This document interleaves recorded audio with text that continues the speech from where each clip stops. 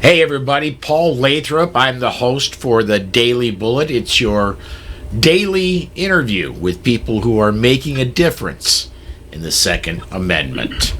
Today joining me, Glen Caroline. He is I guess you could say, a co-worker of mine at the Second Amendment Foundation. He's the Director of External Affairs. Glen, thank you for joining us today, man. Thanks for having me on, Paul. I appreciate it. So let's start with the very basics. Director of External Affairs, cool title. What do you do?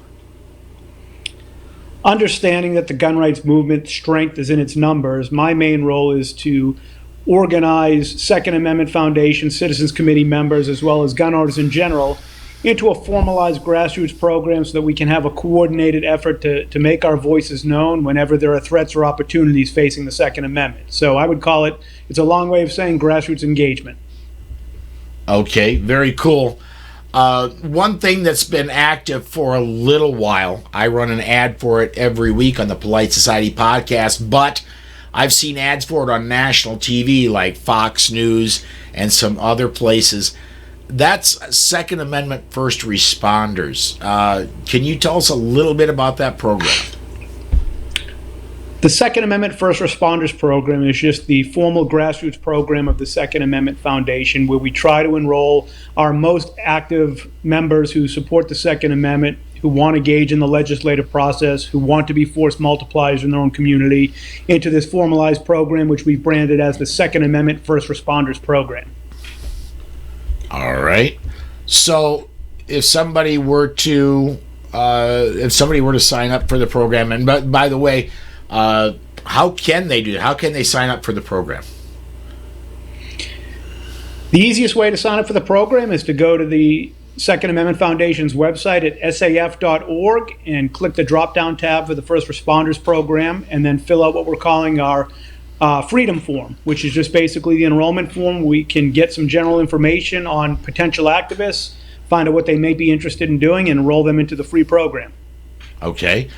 If somebody does go sign up, what can they expect? How are you engaging them? What we will provide them is special information on threats our Second Amendment rights are facing across the country, as well as specialized training to make them better grasstops activists so they can help us in turn mobilize other members and supporters in their area. What we're looking for from them isn't their money, but rather their time.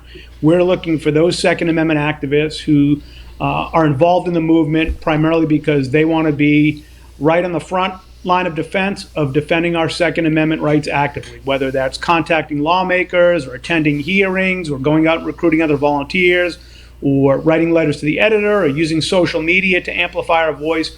We're looking for the true hardcore type activist that's willing to invest the time and energy in defending the Second Amendment. So if I'm reading if I'm hearing correctly, what you're saying is you're looking for the type of people that would go to Gun Rights Policy Conference. And those people seem to me to be about the most active people in the Second Amendment community. For sure. I think true grassroots engagement is kind of two sides of the same coin. One is education, and the other is the actual engagement. So Gun Rights Policy Conference is a great way for attendees to learn about current trends going on in the Second Amendment community, whether it's legislation, whether it's litigation, and then we hope to start integrating into future conferences some more practical training to transform these educated members into true activists. So once they have the information, they know how to effectively utilize it to spread the word to educate other gun owners, and then to be effective activists when they're engaging with their lawmakers or contacting local newspapers to write letters to the editor, or just going out to the local gun shop or range and speaking to other fellow gun owners to make sure they're educated on threats to our Second Amendment rights and they know how to take the corresponding actions to get in the fight and stand up for freedom. Sure. Now, I'm imagining this is not just for a national level. You're organizing for state level and even local level threats as well, right? For sure. Unfortunately, the gun control movement doesn't just focus on the national boundaries or state boundaries or local boundaries. They're all in to try to attack our rights on every front. So we certainly want to have a presence and have boots on the ground in every pocket of the community possible, whether it's attending a local city council meeting, attending an event at a state legislature in the state capitol, or even meeting with your U.S. senators or U.S. representatives in Washington, D.C. when the opportunity presents itself, or more likely back in their district offices when they're home for congressional recesses. Oh, very cool. Very cool. So the trying to figure out the best way to your average person, is there a way, if, for example, if I'm comfortable with emailing or writing, but I'm not so comfortable on the phone, is there a way to differentiate that for people that make contact? Sure. What we found in the grassroots community is people are more likely to respond to a call to action if it's something they're comfortable doing or they have experience with it. So if your viewers go and sign up and review the Freedom Form, we have a number of different activities that we ask our supporters to opt into based on what they're interested in learning to do or what they may have a comfort level to do. And anytime we can kind of tailor our requests to people's skill sets or what they may be interested in doing, we think we're going to have a more effective activist. And we'll probably get a better return on that volunteer outreach investment because we're asking them to do something they told us they're willing to do.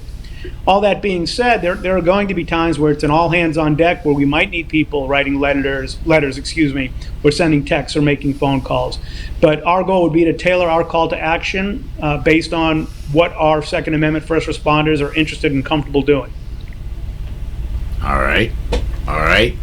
So I want to go into one more thing here, and I want to bring up that this is a free program. If somebody signs up for this, it's not going to cost them a penny, right?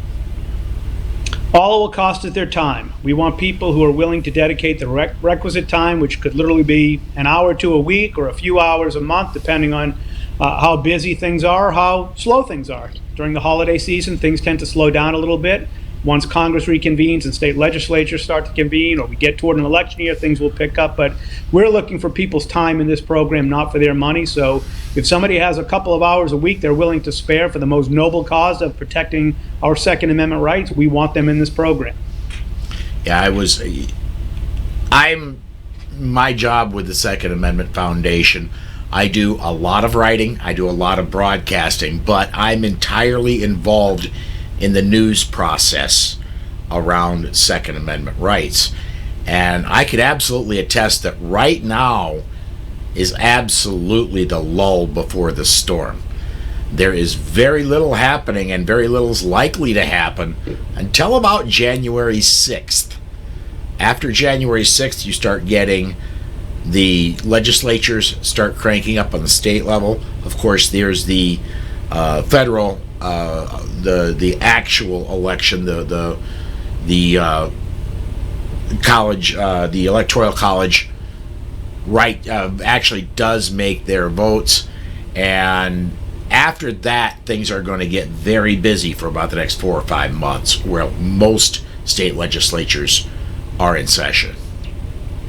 No doubt. When we turn the calendar, state legislatures will start to kick off in earnest.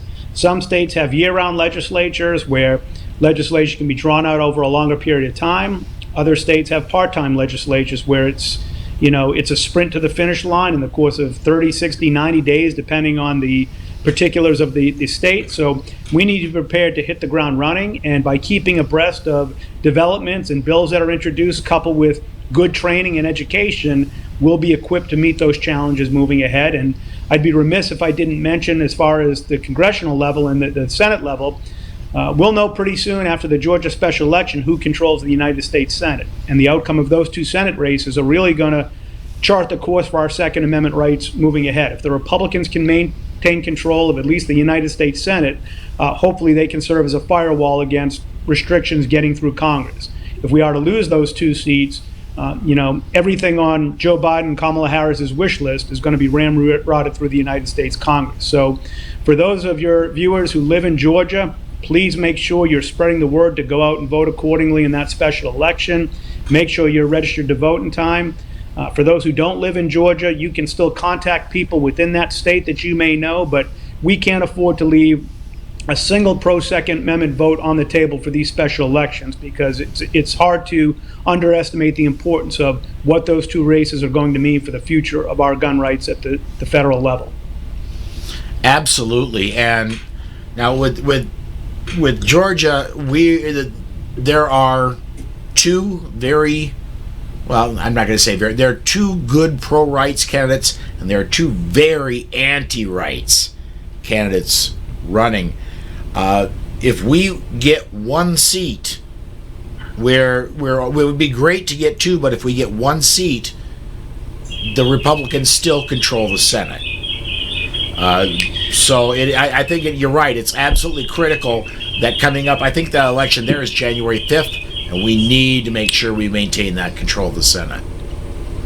That's right. The margins are tight as a tick right now in the United States Senate, and while your math is correct, one never knows. If you only have a one-seat majority, you never know if a senator may choose to switch parties, or if there's an unforeseen vacancy where an anti-gun Democrat gets appointed. And if we get to 50-50, the Vice President of the United States serves as the President of the Senate, who casts a tie-breaking vote. So if it gets to that 50-50 margin, Kamala Harris will in effect be the tie-breaking vote on any gun-related issue, and I think we all know how she would vote. So the better cushion we can have in those Georgia special elections, the little bit more breathing room we have, and then we'll regroup for the next election cycle to try to add to those numbers to hopefully take over the United States House of Representatives and add to our majority in the Senate. Absolutely. And one other thing about that, and another reason it's really important that we do get both of those seats, is one thing that's not off the table is the expansion of the Supreme Court. Right now, the Supreme Court is 9 members, been that way since the 1930s. There's been a lot of rumblings going about that the Democrats want to expand the court because they're so mad about Amy Coney Barrett. They want to expand the court to 13, 15 people and give Joe Biden 4 to 6 people he can appoint that are ultra-liberal justices. These are lifetime appointments, so if they expand it that much, it's going to take a long time for that influence to go away. Arguably, President Trump's greatest legacy for the Second Amendment will be the judicial appointments he's made at the federal judiciary, including, and of most significance, all the way up to the Supreme Court. And you're exactly right. If given the opportunity to control the United States Senate, we would be fools to believe that one of the first orders of the business of a Democrat-led Senate with Chuck Schumer at the helm wouldn't be to try to expand and pack the Supreme Court to mitigate the pro-freedom jurists that President Trump has put on the court. So the Senate elections have ramifications well beyond simply legislation being enacted. And at the top of the list is future court appointees that will be named by the next president or future presidents, as well as guarding against exactly what you just suggested, which is court packing by expanding the court to increase the number of anti-Second Amendment, anti-constitutional jurists on the United States Supreme Court. All right, well, we've only got about a minute left. If I could have you one more time explain the Second Amendment First Responders program and tell people how they can get involved in that. Sure. The Second Amendment First Responder Program is SAF's premier grassroots advocacy program to try to recruit and engage and train individual Second Amendment Foundation members into the legislative process to make their voices known. We're looking them to be our ambassadors in our local community, to educate and engage more volunteers into the program so we can speak with one large united voice. As I said at the outset of our discussion, our strength is in our numbers, and we need everybody who supports the Second Amendment to translate that support into activism, and the Second Amendment First Responder Program is the primary way that SAF hopes to do that moving ahead. Very cool. Well, Glenn, thank you so much for joining us today, man. My pleasure. I look forward to doing it again. All right, folks, that's going to wrap this one up. If you would please subscribe, and when you do, hit that notification bell so you know when we release another episode, which, by the way, we'll be doing again tomorrow. Thanks for joining us today.